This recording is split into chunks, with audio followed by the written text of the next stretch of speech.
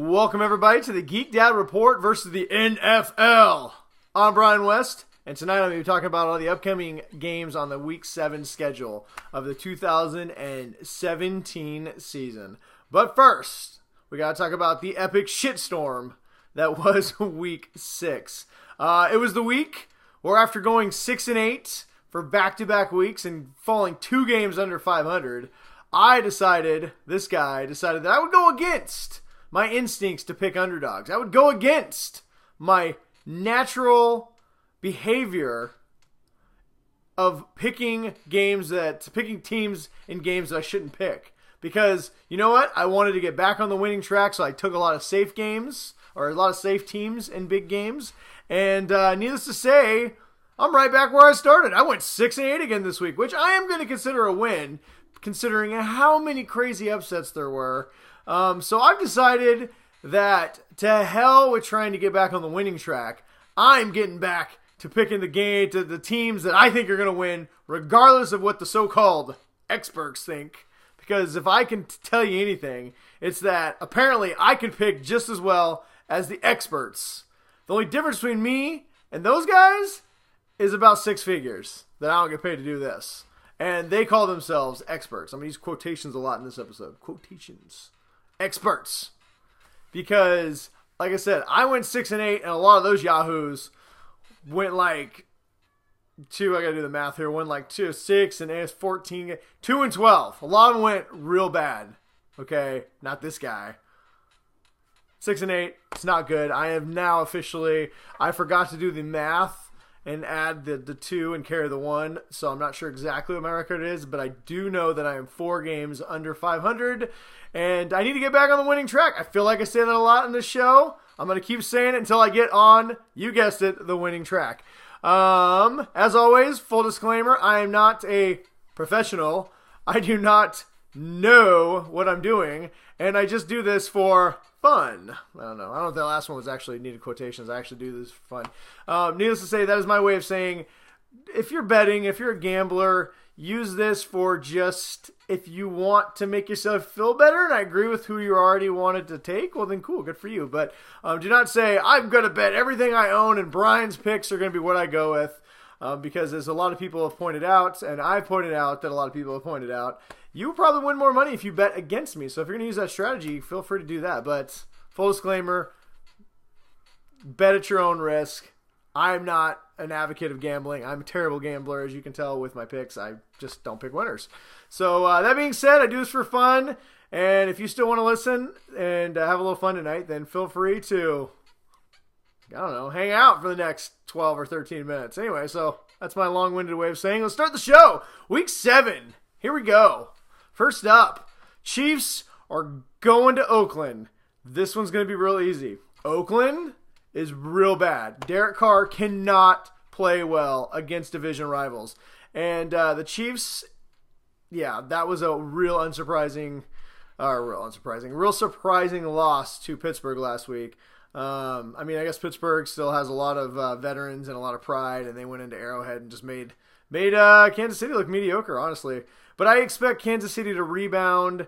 This is going to be they're probably, I'm guessing they're favored on the road, but Oakland's a disaster. Carr is, I don't know what his deal is. He's the new Tony Romo. He might show up occasionally. Or he just might break a back or a leg or fumble something. So, anyway, Kansas City in this one. That's my pick. There we go. I was going to say bet with both hands, but we're not betting. But if you want to bet, I probably wouldn't pick this game to bet with both hands. Kansas City over Oakland. On to the Sunday games. Here we go. Tampa Bay is traveling to Buffalo. Nobody circles the wagons like the Buffalo Bills. I didn't come up with that. It was Chris Berman. But, hey, I grew up in legendary Sports Center time, so hey. Whew, this is a tough one. The Buccaneers look real bad. Jameis Winston suddenly doesn't know how to throw anymore. The whole team is just disarray. And the Bills are surprisingly good. Tyrod Taylor's not the best quarterback, but he's fairly efficient. He's mobile. They got a good running game, and their defense is really solid. I think that's all going to spell disaster for Tampa Bay. And they're going to lose, I think, their 3rd in a row. They're going to Buffalo, and they are going to lose. Ravens. going to Minnesota, who are suddenly favorites to win the division.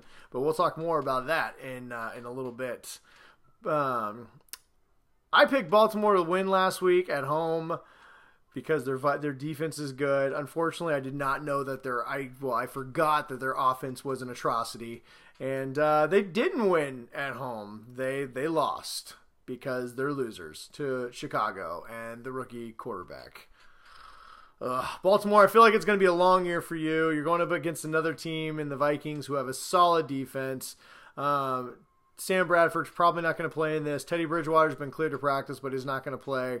So we're back with Casey Kasem, and the 90s hits at 5 is leading that show. But that being said, they still got a pretty solid ground game, good receivers, and their defense, like I said, is just stifling. And they're playing at home, so I think it's a no-brainer. The Vikings are going to beat the Ravens.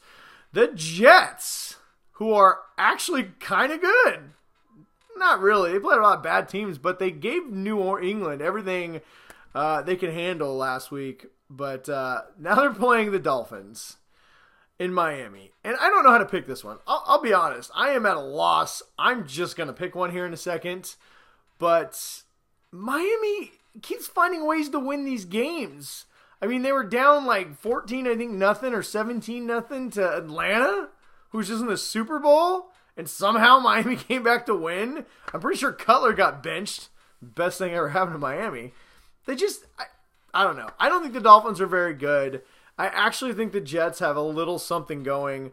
I have no reason to pick the Jets, and I'm sure this is probably not a smart pick, but I'm back to picking bad teams to win good games. Listen to good game. Picking bad teams to win football games. So I'm picking the Jets in an upset against Miami. I don't know why. Who knows? Who cares? Jets. Jets. Jets. Maybe? I don't know. All right. Moving on to our London game. This may not seem like a London game because it's not being played at like 2:30 a.m. over here in the States.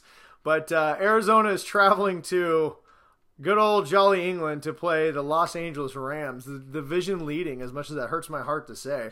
The Cardinals last week, you know what? I don't do this very often, but I'm gonna apologize a little bit. Last week, I made a lot of old folks home jokes about Adrian Peterson and Carson Palmer and Larry Fitzgerald, and pretty much they watched the show. I'm fairly certain they put it up on their little jumbotron for the whole team, and they used that as inspirational fodder because all three of those fools came out and had great games against Tampa Bay. I didn't think it was possible. Now Tampa Bay has no defense. The Rams have a little bit better defense, but Arizona got it done, man. I was really shocked. Also, the Rams went on the road and won against, I don't know. Let me see who they beat here. I don't remember. They beat somebody. I picked them to lose.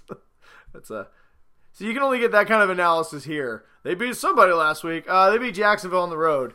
And Jacksonville's been playing really good defense. And they did it. St. Louis or LA did it with their defense. So, I don't know. You got two tough defensive teams, two suddenly high-flying offenses playing in London. Oh, man. Who do I want to pick? You know, I'm going to say the Cardinals are going to win this one just because I want the Rams to lose because, you know what? I want the Hawks to be division leaders again. And I want them to be half a game behind. But, yeah, I'm going to say the Cardinals. You know what? The Cardinals can suddenly run. Adrian Peterson's got fresh legs because he hasn't ran much in New Orleans when he was there.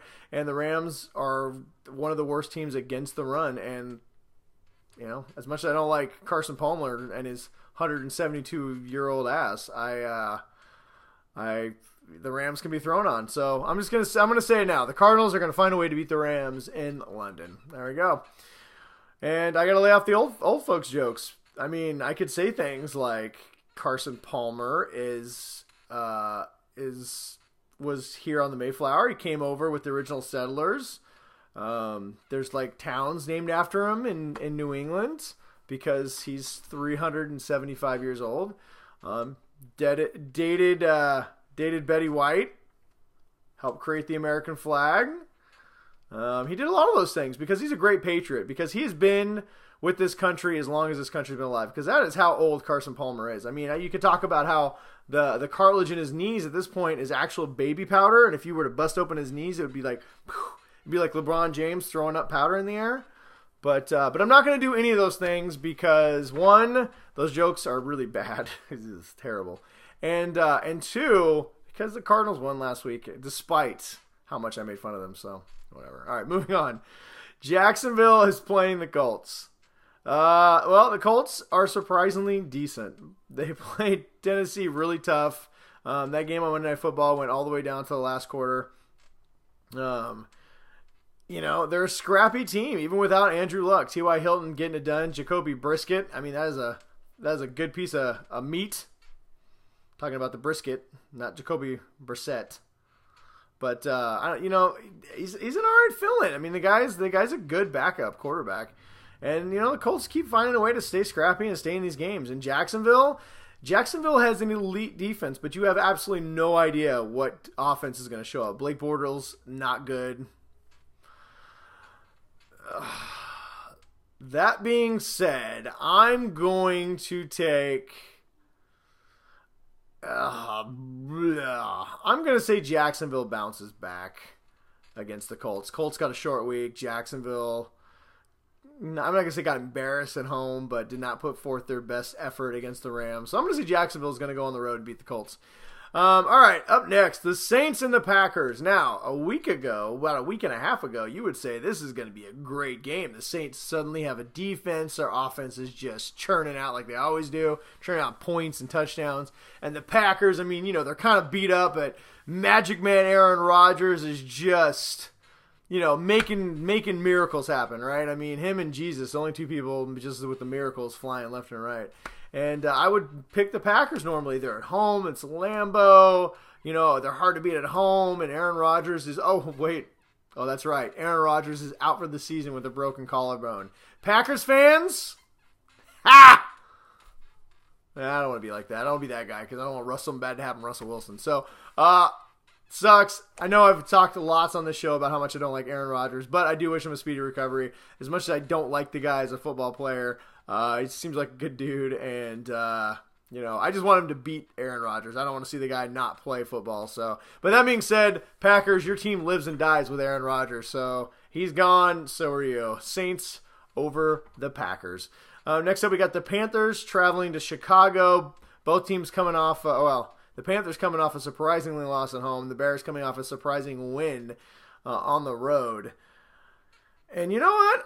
This is my first upset. The Bears play really good at home, and I'm not sold on this Panthers team. They had a couple good games, but then Philly went and handled them pretty well. Chicago's got a tough defense, especially at home. They got a good running game. Trubisky isn't great, but he's not bad. I'm gonna call the Bears in an upset here. Probably a bad pick. If you were betting, I would say bet against me on this one. This is just me for no reason other than the Bears have been playing really tough at home, and I think they're maybe a little bit better than we think they are. I'm just throwing that out there. I mean, but then again, Baltimore's really bad, and they barely beat Baltimore, but they did it on the road in overtime. We don't even know if... I don't even know if Luke Kuechly's going to play. You know what? Screw it. I'm going with the Bears. The Bears over the Panthers. Calling it right now. Upset special of the week. Titans are going to Cleveland. Cleveland is still Cleveland. Last time I checked, the Browns still play in Cleveland. That's all you need to know. They're going to lose. Mariota is back. Looked all right against Indianapolis. Titans are going on the road, and they're beating the Browns. Pretty much that simple. If you were going to bet at all, that's probably the game to bet on. Cleveland. Just bet against Cleveland. If they get a game at all this year, they might win 1 or 2 games. So if you bet every single week on Cleveland to lose, you're going to come out winner almost every single week. So there you go. Next up, Cowboys are going to San Francisco. Man, on paper, the Cowboys should just destroy the Niners. And, I really want to pick the Niners, but I'm not. They benched their quarterback already. They're still talking about trading Carlos Hyde. I don't think the Cowboys are any good. Honestly, I think they're mediocre, 8-8, 9-7 team at best, but that is still better than the 0-6 49ers. So I'm going to say the Cowboys are going to go into San Francisco. I really want to pick that as my upset. as an upset, but I feel much better about the Bears-Panthers as my upset special of the week. So I'm going to say the Cowboys are going to go into Santa Clara, and beat the 49ers. All right. The Broncos, who came off a disastrous loss against the Giants. If you saw that coming, kudos to you. I'll have you on the show as a guest, and you can make all the picks because I didn't see that coming.